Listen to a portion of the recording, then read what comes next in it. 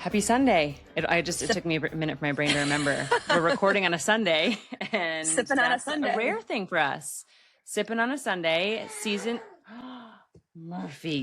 2, episode 14. And a lot has happened since we recorded last, because we also recorded early last time because of the holiday. Mm-hmm. We're down to 4 teams in the World Cup. I think there were 16 last time we recorded. So that's a lot of World Cup action that we've missed. Last night we watched it all. Argentina beat. Did you stay up? I did stay up. It was a rare night. Maxx had, yes, and I was rooting for Switzerland. You know, you gotta root for them. They were down to 10 men. I thought they were really going to hold out. Yeah. You know, I was wearing Chelsea blues, and we're big Chelsea Premier League fans, so like inherently that means you're Team England. But I couldn't help but be like, come on, Norway, let's do this. But yeah, we have an England beat Norway. Argentina is going to be a good one. That's going to be a good one. It's going to be a great game. And I now, because we had talked about this a while ago, I saw Messi play at Yankee Stadium several months ago, and I was underwhelmed. I was like, whatever.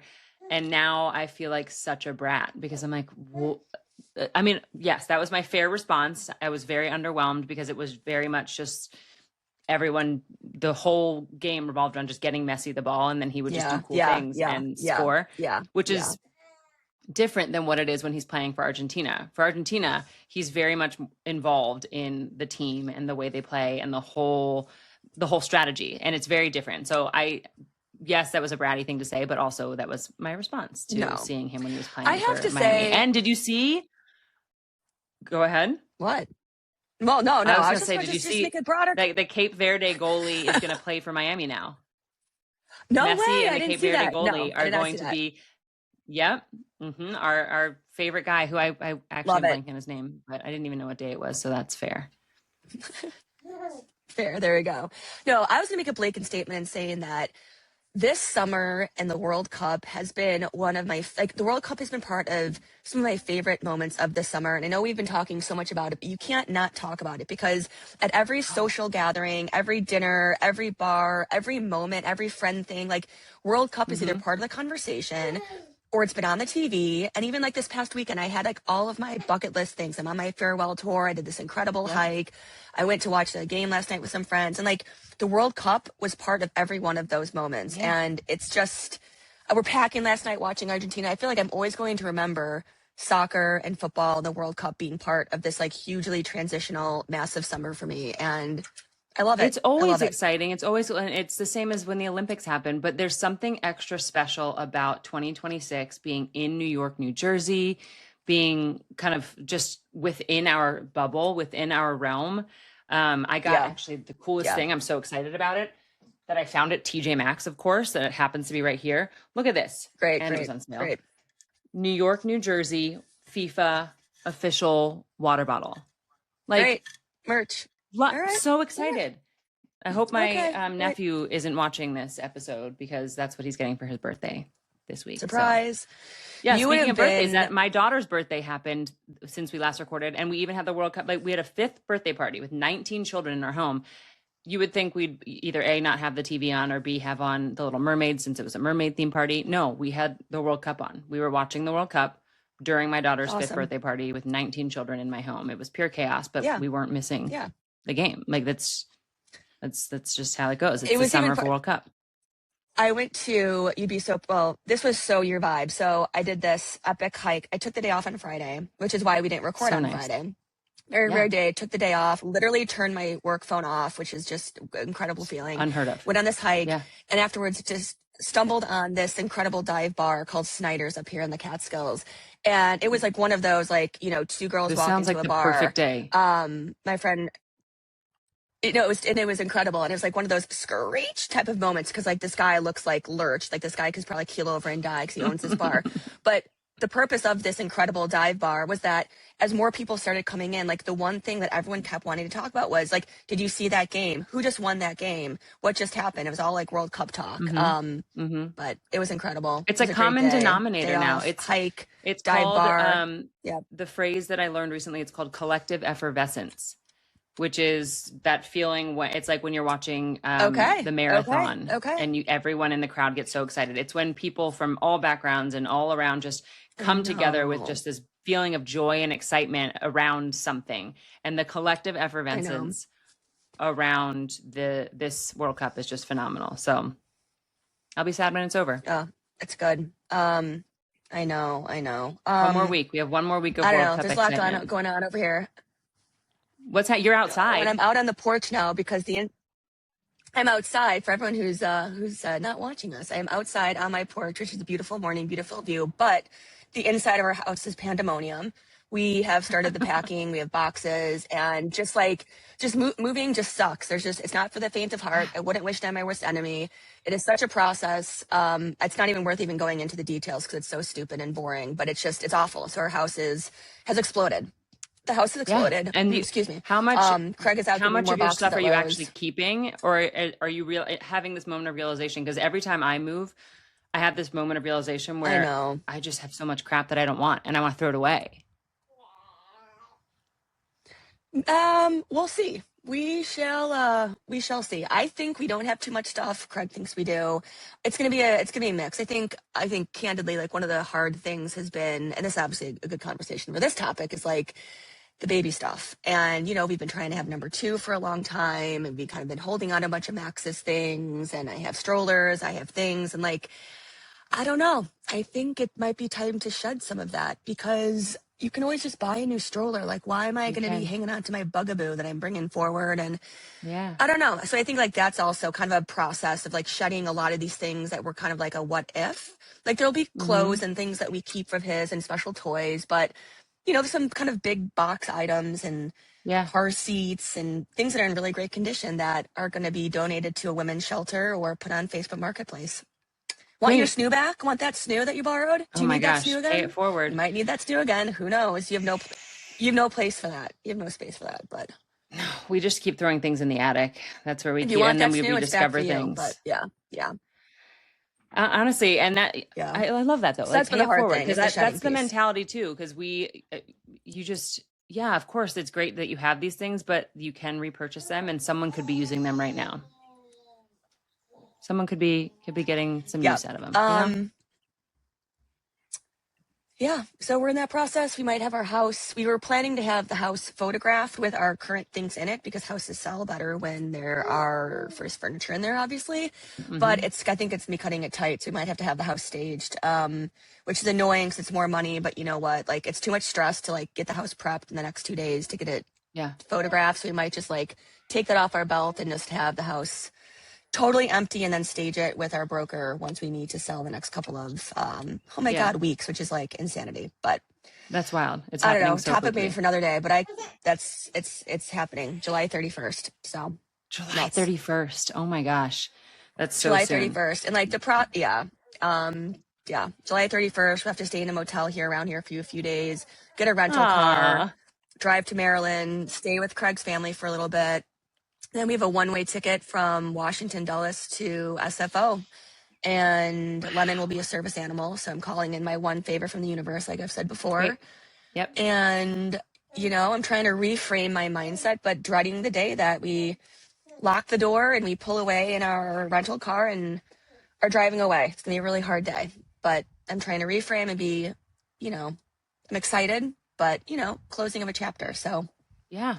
It's allowed to be exciting and hard at the same time. That's absolutely, and I know you know that, because it will be all of the things. You'll be feeling so many feelings, but I can't believe. I think, and I know you have wanted it to happen this way, this quickly, just kind of move the process along. But it still feels now that it's happening this quickly. It's like, oh my gosh, July 31st. I know. Okay, like that's so soon. I still rather have it this way, though. It's like, kind of, we found out we were moving in the beginning of May, and we knew that we needed to make that happen before the new school year for Maxx. So it's like, you got 3 months, you got 90 days to get your act together. And like, that's scary, but I'd rather do it like that versus this long, drawn out goodbye, because like coming back and forth. I don't know. I the agree. whole thing. And it's a huge topic, obviously, of conversation with like friends, which I appreciate. I know it's a huge thing, but it's like the only thing. And so that's also hard. It's like, obviously this is taking up so much bandwidth in my mind and space, but like when it's the only thing that anyone ever wants to talk about, which I understand. Having the same conversations over exactly. and over and like, again. Yeah. And I'm just like, oh, well, I can't talk about this anymore. And again, I love my community and friends, but it's just a lot. So yeah. Yeah. Other completely tangential topic, which you reminded me of from talking about, you know, potentially having a second and what that looks like. Are you familiar with Jen Hamilton? Tell me more. She sounds familiar. No, maybe. So she is a labor and delivery nurse. She used to be an ER nurse, and she is an influencer. So you've probably seen her videos on Instagram and TikTok. She has, I think, 4 million followers between all of her platforms, something along those lines. So she has just made, obviously, a good following for herself, posting about women's health. And she recently released a book called Birth Vibes, just about what it's like being a labor and delivery nurse and, you know, the things that you don't actually see that go on behind the scenes and all of that. And she was talking about recently her IUD and needing to get her IUD replaced. And that is not something that I've ever been through, but she was talking about how the first time she went in to do it, she passed out from the pain and she wasn't able to get the IUD. The second time she went in to do it, she had to be heavily medicated in order to actually get the IUD inserted. And I've heard this before, that an IUD is incredibly painful for women. And she said she live made a reel posting about her experience this most recent time getting it done. And she said she has weird uterine anatomy where there's literally a U-turn in her cervix. And I was like, oh my gosh, is this what I have? Is this the thing that I have, that there's some sort of U-turn or corkscrew that has made it so it's very difficult for us to get pregnant naturally. Anyway, it is blowing my mind that she literally had to pre-medicate herself to go in and get this IUD and was screaming and hollering in pain, I can't even, getting it inserted. That is the process that women go through. And all of the comments and all of the things about it were like, why would you even do that? And she's like, well, because after it's inserted, I don't have my period anymore, because that's what the IUD does. It for a lot of women. Maybe her husband, depending on your body, just have a vasectomy. Could her husband? Maybe she's also help her out? Going through a very public separation right now, so that's another factor in the story. But regardless of your partner, women should not have to go through that much pain. And I know that would happen to me if I ever got an IUD, because as we talked about, I think you should be able to opt out of your period. If you are done having kids, you should not have to suffer once a month through your period. If you know that and you are done, like men can get a vasectomy done. Obviously, they don't get monthly periods. But if there was, and which I guess I could get a hysterectomy and just take my uterus out if I know I'm done. But I guess that seems a little extreme. I don't know if that's a normal option for women. However, the option is getting an IUD, which then puts your period to rest for 10 years until you need to get the IUD replaced. But I passed out when they did a test, when they were doing all of the fertility tests before we could start IVF. During the balloon the HSD test, the test where they go check to see if your fallopian tubes are working or if anything's blocked. I passed out. They had to go out and get Spencer and be like, hey, can you come in here? She's kind of not conscious. So I absolutely know I would pass out during an IUD. And the option is take Tylenol beforehand. That's the norm. If you get a doctor, there's some doctors who will let you go under anesthesia to do it. But I'm like, that you have to go under anesthesia to get, it blows my mind that this is where women's health is. Like, we need to do better. We need to do absolutely What was I thought you were going to talk about, I didn't read it yet, because I purposely did not read the article you sent me from New York Mag on the 250K, 20 rounds of IVF, no baby. And I'm like, I'm not going to read this purposely, because I'm going to want you to tell me about that. It's just it's a story about how there are some women who, I mean, there's lots of different layers to the story. One of the layers is that there are women who are essentially addicted to IVF and just continue going and going and going, not getting a child, and have spent hundreds of thousands of dollars to go through 5-6 rounds and not get anything, because it's presented most of the time with celebrities, and when you read about it in the media, as this option that leads to a baby. You know, there's 44-year-old celebrity that is getting pregnant, and I don't know the details. I don't know. Anne Hathaway is now pregnant at 43, I believe it is. I don't know the details there. Sienna Miller is pregnant at 43 or 44. I don't think it's been publicly announced whether it's IVF or natural pregnancies. I don't know, but you see women older and older having babies. And so you a lot of women are looking at IVF like, oh, that's how you do it. You go through IVF and you get a baby. And that's not how it works. It's not just a direct line. You do IVF and then point A, point B. And so there are people who are just investing hundreds of thousands of dollars and just not knowing when to walk away, not knowing when either they need to do different sort of testing or when there's something going on with their body or their partner or something. And it's just this black hole of where you want it to be a hopeful experience and you want it to be a joyful experience. And it's not. It just becomes like a time suck and a money suck and an emotional drain. I saw her, Anne, our friend Anne. I saw our friend Anne post. Annie. Annie, our friend Annie posted, and something to the effect of, my journey here was not as easy as it seems. This is a very long, painful journey, and what you don't see is that type of suffering, which, I would gather, like, all of these pregnancies could be IVF, could be miscarriages, could be, you never know. Yeah. But like Claire Danes, who I love Claire Danes, I think I was listening to her, like, she spontaneously got pregnant, like 44, just like a total. Absolutely.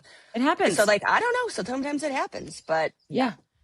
It would be a lot of celebrities to be spontaneously getting pregnant without fertility treatments, but it could happen. You never know. I know. It could happen. I had the mentality a while ago when I learned that with IVF, they used to, and there are some clinics who still do this, they put in multiple embryos, they transfer multiple embryos at a time because that increases the likelihood that something will stick. And that's why with IVF, there's often twins because both of them end up sticking. So when I went back and started doing my IVF, anytime a celebrity would come out and announce they were having twins, I automatically did IVF. Oh, of course. Yeah. You're IVF. like, naturally. There's no way all of these celebrities are just having twins. You all have twins in your family. I don't think I believe that. Who knows? Crazy. Their journey, their story. All of them. So this is another tangential, off-topic convo, but last night I was torn between watching the Argentina-Swiss game and also binging the rest of Off Campus. And which so you were late I forget to, which I have not watched it. You said Katie Babin got you turned on it, right? Katie, this is a shout out to you. I know you're listening to this while you're driving to LA. She tends to steer me in the right direction. And girl, you steered me right because I gave it 2 episodes and now I'm really into it. And I'm also into it because I like the fresh characters. I love her. She's British, but playing an American. I encourage anyone who has not seen Off Campus, dive into it, do it. Also, supplement your watching with the episode of Not Skinny, Not Fat, listening to the Off Campus episode. I can't for the life of me remember the name of the girl who stars in it because I am only a couple sips of coffee in on an early Sunday morning. But I'm officially on the Off Campus, and now my entire FYP page, my entire Instagram algo is all things Off Campus, and I don't hate it because it's a bunch of really attractive young people. I have one thing, and this is going to be, I don't know, kind of weird. Her boobs are so big, it's like a distraction, and it's almost like I'm telling you, that's not something we can relate to at all. You and I have never. But it's almost to the point where it's like you can't look away, and so I'm just like, within the casting, how deliberate was this? I mean, clearly it was deliberate, but that's the one kind of like spicy thing I will say about the show is like, she is like, I don't know. It's just almost distracting. I don't know what that's like. So I don't know what that's like. Beautiful girl. And they try to like make her feel like all wholesome and girl next door, but like she's bursting out of corsets. And I'm like, guys, like in every conversation I can't. And I'm even a woman and I can't stop staring. I can't imagine what's happening. So anyways, that's my little spicy tea on Off Campus. But I haven't watched Off Campus yet. Because again, most of the TV I consume is with my husband, so I'm not sure that's something that he would get into. Although he's traveling more now for work, so maybe I'll flag that as a solo evening show. However, my current beef with young people comes from my camp, the summer camp that my kids are at, because my 5-year-old has now taken up a new 4-letter word that is everywhere, and I don't think it's coming from me, at least not the way she's using it.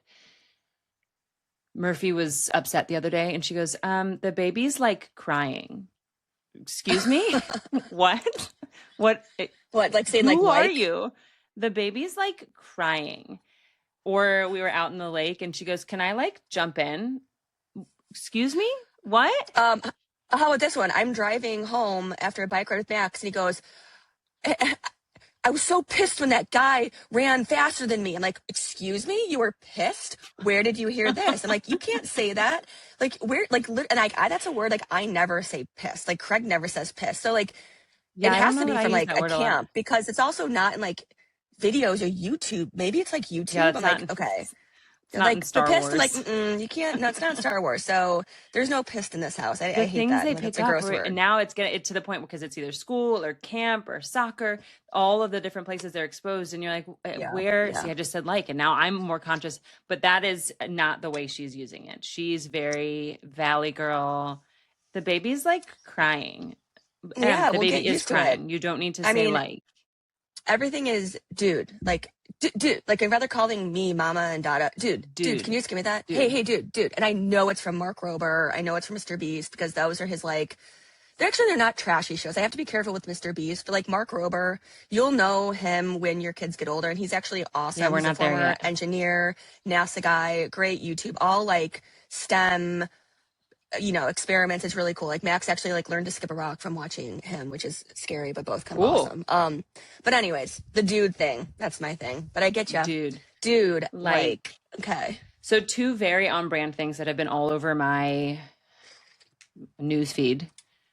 First of all, our girl Hilary can't stop, won't stop. Yes, let's talk tour about her. is live. It is happening. The outfits are fabulous. The music is fantastic. And Girly Pop also just launched a Bath and Body Works partnership. Yep. She is I don't hate it is the year of Hilary. The year of Hilary. She is having a moment. I can't tell you the last time I stepped in a Bath and Body Works. No. I don't know what product she's promoting. I just saw that she is promoting one. But good for her. Good on it. I think it's very on brand for her audience, for people like us as millennials here. Bath and Body Works, I think the Japanese cherry blossom. Does that sound right?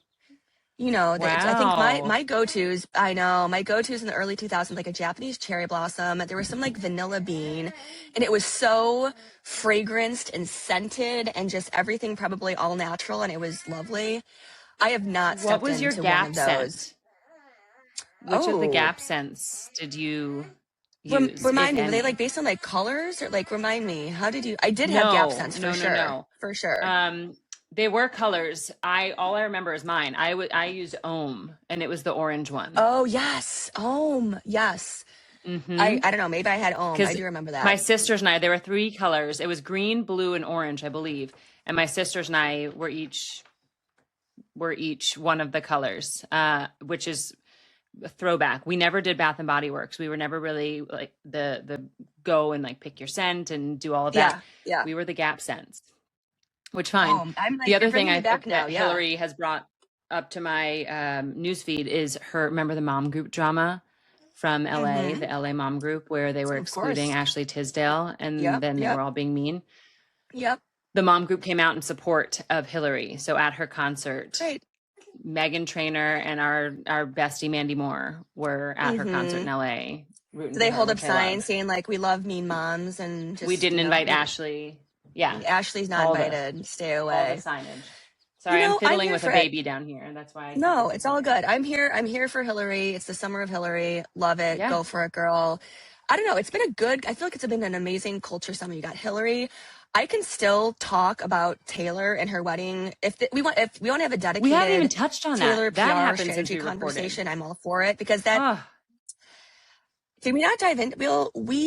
We discussed this when we were in person over the 4th, and I don't know how much time I want to dedicate to Taylor, because I literally can talk so much about it. And in fact, my entire hike on Friday was about the strategy behind how and when and if she would release any wedding photos, what the whole positioning is behind it. She's obviously having a moment. I have a lot of thoughts on that. But also our girl Casey. Casey did a big collab with Stanley, and that's been going great. The her whole Walmart collab. You know what my random nugget of Taylor wedding news, the butterfly effect, is that her wedding seemingly forced Jack Antinoff and his now separated wife Margaret Qualley to announce their separation, because all of the eagle-eyed Swifties noticed that Jack went to the wedding without her. Yeah. And I think that set the wheels in motion, forcing them to announce their separation, which, man, the things that she unintentionally, she just, man, that wedding had ripple effects. Look at it go. I think I've talked to you about this before, but I listened to Lena Dunham's memoir, which was I thought it was very well done. She's an amazing storyteller, clearly. And it was also like her personal point of view. The reason I'm bringing her up is because her and Jack Antinoff were long time in a relationship. I don't know, 10, 15 years, like really, really long. And so it's incredible hearing her talk about their relationship and all of the, I hate to say it like this in such a negative way, but all like the bullshit she put him through her chronic illness. And granted, it was illness. So I use the word like BS in like that type of way. And just like seeing their relationship through that lens, and then seeing him now with Margaret, and then seeing he's like this mega super amazing producer, obviously of all things Taylor. Like, I don't know, really, really, it's interesting how all these like are 6 degrees of separation, how everyone is like intersected. All the wheels are turning. I don't know, I want to be a girl supporter and I'm here for it, but like she hasn't been like looking great, and it's not because she's like physically bigger. I just don't think she's been making smart fashion choices. I'll put it that way. I feel like if you have, I don't know, I haven't been loving how she's been showing up publicly. I love her words, but I feel like she needs either some highlights and like a different type of look would be like my deal. Because I think she's so talented, amazing storyteller. But she can just go my route. Just when in doubt, cut off all your hair, and that's all. Your hair looks great. Stephanie's sporting this cute little bob. Chop it off, and then people won't notice anything else. The one last thing I want to mention that is so on brand. Yes. But also, I think makes me want to vomit. Have you seen that there is a spot in Manhattan doing dirty martini froyo?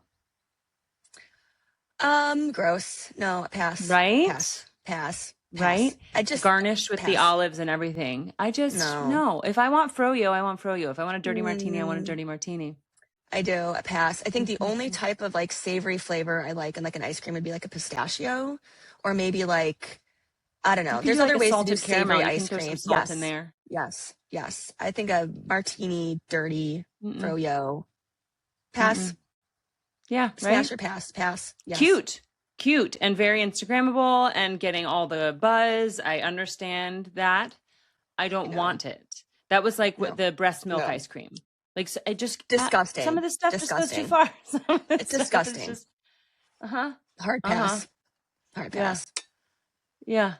On that note, well, we can keep it short and sweet. I was gonna leave with 2 really random, unpopular opinions, but maybe I'll send them from next time and we can lead up the episodes there. I'll leave everyone hanging. Ooh. I know. 2 very unpopular opinions. I will actually, I forgot I had another thing that, a silly kid thing that someone said. It was Emerson this week that it started to rain. And I said, we were driving the car. I said, it's about to start raining. And Emerson goes, why? And I go, I don't know. Ask God. And she paused and goes, why, Dada? And Spencer was like, Thank you so much. Thank you. Thank you so much for the recognition. He was very proud of himself. So on that note, my husband is the God in my daughter's eyes. Don't tell her grandparents. They'll probably disown her. Oh my God. Or pray for her soul or speak in tongues. Bless you, Spencer. Who knows what they'll do. I thought you were going to go with something be like, compels you. I thought you were going to be like something like, I don't know, the world is crying. There's so much pain. I don't know. I know where that was going, but I like the direction of Dada? Yep, Emerson's brain. What? Yeah, Dada, why? You. Yeah, if you ask God, all right, God's right there. Got him. God's driving the car. On that note, we're going to hit the road. We are driving to Greenport, Long Island to go to a different body of water and spend a week on a different body of water. Great. I got packing, and then I'm going to finish binging the rest of Off Campus, and then maybe take a gummy later tonight with 2 of my girlfriends in a pool. So that's my plan. I mean, that sounds lovely. Enjoy. Have the best time. We'll talk about it throughout the week and then see you guys in a week. We'll talk. Bye, friends. God, insanity. Bye.